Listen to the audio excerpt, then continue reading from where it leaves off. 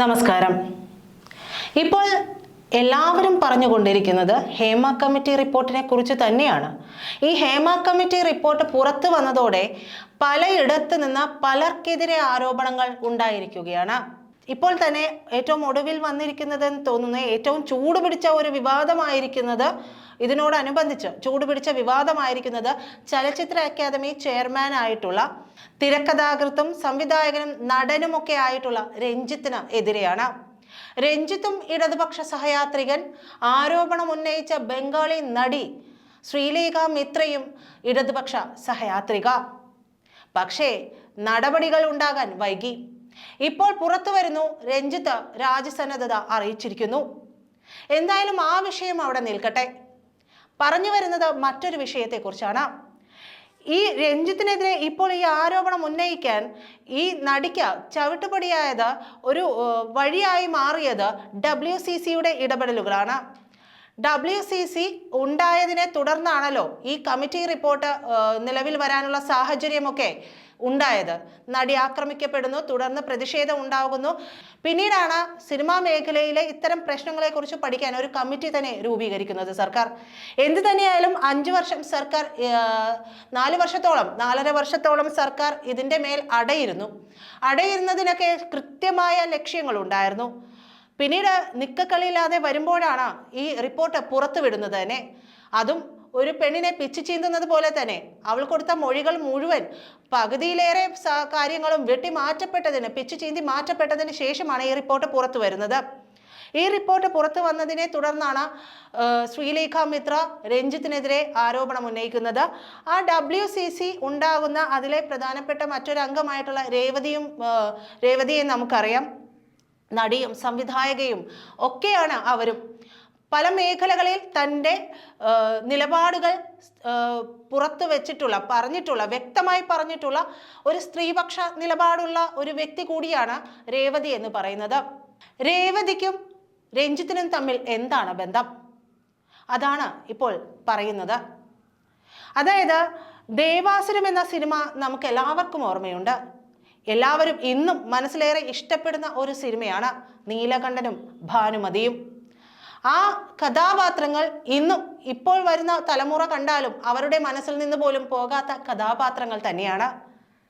IV ശശിയായിരുന്നു സംവിധായകൻ, തിരക്കഥ രഞ്ജിത്തിനെ. തുടർന്ന് ഇവർ ഇതിൻ്റെ 2ാം ഭാഗം എടുക്കുന്നുണ്ട്, രാവണപ്രഭു. ഈ രാവണപ്രഭുവിൻ്റെ സെറ്റിൽ വെച്ചിട്ട് രഞ്ജിത്തും രേവതിയും തമ്മിൽ അടുക്കുന്നുണ്ട്. രഞ്ജിത്തും രേവതിയും തമ്മിൽ വളരെയധികം അടുപ്പത്തിലേക്കാകുന്നു. ആ സമയത്ത് ഈ കഥകളൊക്കെ ഈ കാറ്റിൽ പാറി നടക്കുന്നത് പോലെ നടക്കുന്നു. എല്ലായിടത്തും ഇത്തരം കഥകളെല്ലാം കേട്ടിരുന്നതുമാണ്. ഇതിപ്പോൾ ആദ്യമായിട്ട് പുറത്തു വരുന്ന കാര്യമൊന്നുമല്ല.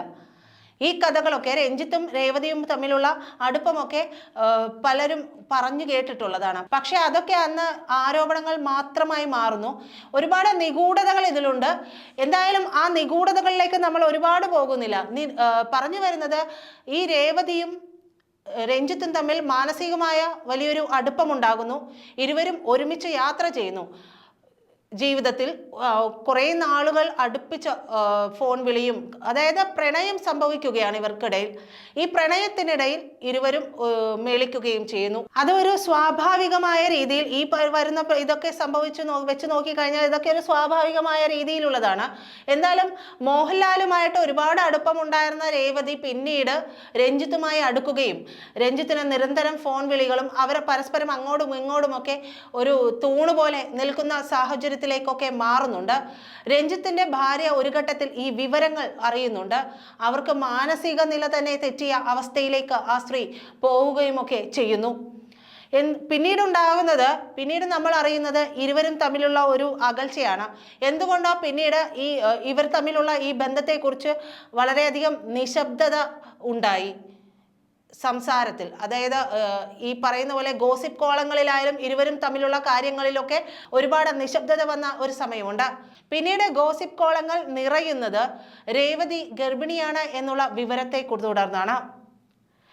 രേവതി ഒരുപാടൊക്കെ ഹൈഡ് ചെയ്ത് വയ്ക്കാൻ ശ്രമിച്ചിരുന്നു. പക്ഷേ എങ്കിലും ഏതോ ഒരു വഴിയിലൂടെ ഈ വിവരം പുറം ലോകം അറിയുന്നുണ്ട്. പല മാഗസിനുകളിലും പല രീതിയിലുമൊക്കെ ഈ കഥകൾ പാറി നടന്നു. വീണ്ടും പിന്നീട് രേവതിക്ക് ഒരു കുട്ടിയായി എന്നുള്ള വിവരം കൂടി നമ്മൾ അറിയുന്നുണ്ട്.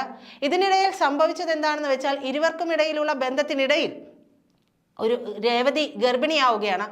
രേവതി ഒരുപാട് പറഞ്ഞു നോക്കുന്നുണ്ട് രഞ്ജിത്തിൻ്റെ അടുത്ത് തന്നെ വിവാഹം കഴിക്കണമെന്നൊക്കെ. പക്ഷേ രഞ്ജിത്തിൻ്റെ നിലപാട് അതല്ല. തോന്നുന്നു രഞ്ജിത്തിന് ഇത് ആ സമയത്തുള്ളൊരു ക്രിയാത്മകതയുടെ ഭാഗമായിട്ട് പരാഗണം നടത്തിയതാണ് എന്നുള്ളതാണ് മനസ്സിലാക്കേണ്ടത്. അല്ലെങ്കിൽ ഭാര്യ ഉണ്ടായിരിക്കെ ഇത്തരം ഒരു പ്രവൃത്തിയിലേക്ക് പോവുകയും ആ സ്ത്രീയെ പോലും ഒരു ട്രോമയിലേക്ക് തള്ളിവിടുകയും ഒക്കെ ചെയ്ത വ്യക്തിയാണ്. അപ്പോൾ തന്നെ വിവാഹം കഴിക്കണമെന്ന് പറയുമ്പോൾ ഇവർക്ക് അതിന് സാധിക്കില്ല. അപ്പോൾ കുടുംബമൊക്കെ ഉണ്ട്, അവരുടെ പശ്ചാത്തലമുണ്ട്, എന്താ പറയുക, മാനാഭിമാനങ്ങളൊക്കെ അവിടെ പ്രശ്നമാകുന്നു. ആളുകൾ എന്ത് പറയുമെന്നുള്ള ചിന്ത വരുന്നു. തൻ്റെ ആ ഒരു വല്ലാത്ത മാടമ്പി നിലപാടിന് അതൊരു ഭൂഷണമല്ല എന്നൊക്കെ മനസ്സിലാക്കി പിന്നീട് രഞ്ജിത്ത് പിന്മാറുകയാണ്. അങ്ങനെയാണ് ഇരുവരും തമ്മിൽ അകലുന്നത്.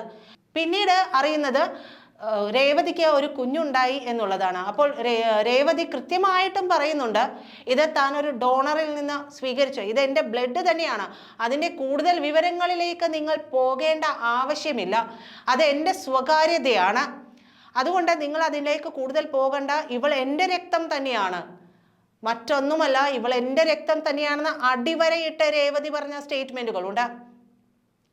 എന്ത് തന്നെയും ആയിക്കോട്ടെ, അവർ അവരുടെ ജീവിതത്തിൽ ഇപ്പോൾ സ്വസ്ഥമായി പോവുകയാണ് ആ കുട്ടിക്കൊപ്പം. നമ്മൾ അതിലേക്കൊന്നും കൂടുതൽ പോകേണ്ട ആവശ്യമില്ല. എന്തായാലും ഇത്തരത്തിലൊരു കാര്യം കൂടി ഇവിടെ നടന്നിട്ടുണ്ട്. അതായത് രഞ്ജിത്ത് ഇതിപ്പോൾ ആദ്യമായിട്ടൊന്നുമല്ല ഈ സംഭവം, അതായത് രഞ്ജിത്ത് ആദ്യമായിട്ടൊന്നുമല്ല ഇത്തരം കാര്യങ്ങളിലേക്ക് ഏർപ്പെടുന്നത്. അതായത് ഒരു ഇടതുപക്ഷ സഹയാത്രികരാകുമ്പോൾ ക്രിയാത്മകതയും സർഗാത്മകതയും ഒക്കെ വേണ്ടുവോളം വേണമല്ലോ. അതിന് മദ്യം വേണം, കഞ്ചാവ് വേണം, അങ്ങനെയുള്ള കാര്യങ്ങളും പെണ്ണും പിടക്കോഴിയും ഒക്കെ വേണം. അതൊക്കെയാണ് ഇപ്പോൾ ഒരു വൈപ്പ്.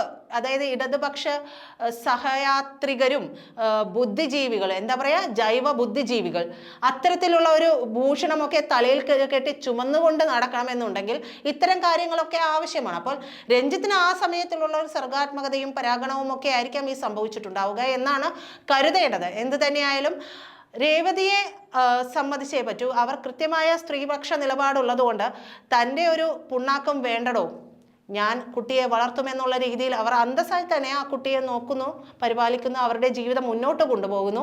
അവർ ഇപ്പോഴും ഈ കാര്യത്തിൽ, സ്ത്രീ ആക്രമിക്കപ്പെട്ട കാര്യത്തിലും കൃത്യമായ നിലപാടൊക്കെ എടുത്ത് വന്നതാണ്. ഇത്തരത്തിലുള്ള പ്രവണതകൾ പാടില്ല എന്നൊക്കെ പറയുന്നു. അതൊക്കെ അവർക്ക് പറയാനും അവരുടെ ജീവിത സാഹചര്യം വെച്ച് ഒരാളോട് താല്പര്യം തോന്നുകയും അവർക്കൊപ്പം കഴിയുകയും ചെയ്യുക എന്നുള്ളത് ഇന്നത്തെ കാലത്ത് അങ്ങനെ ഒരു വലിയ പ്രശ്നമൊന്നുമല്ല. പക്ഷെ അത് ആർക്കും എന്താ പറയുക, ആ ഒരു രീതിയിലേക്കൊക്കെ സമൂഹം മാറിക്കഴിഞ്ഞു.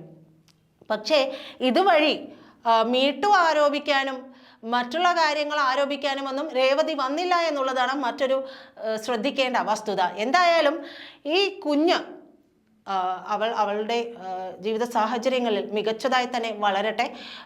എന്തായാലും രഞ്ജിത്തിൻ്റെ ഈ ശ്രീലേഖ മിത്രയോടുള്ള ഈ പെരുമാറ്റം അത് വിശ്വസിക്കാവുന്നതല്ല. രേവതിയുമായി ബന്ധപ്പെട്ടുള്ള ഈ കഥകൾ കൂടി ഈ സമൂഹ അന്തരീക്ഷത്തിൽ നിലനിൽക്കുന്നുണ്ട്. അത് സമൂഹം മറന്നിട്ടില്ല എന്നുകൂടി മിസ്റ്റർ രഞ്ജിത്ത് മനസ്സിലാക്കേണ്ടതുണ്ട്. അതുകൊണ്ട് കൂടുതൽ നല്ല പിള്ള ചമയാതിരിക്കുകയായിരിക്കും നല്ലത് എന്നാണ് പറയാനുള്ളത്. നന്ദി.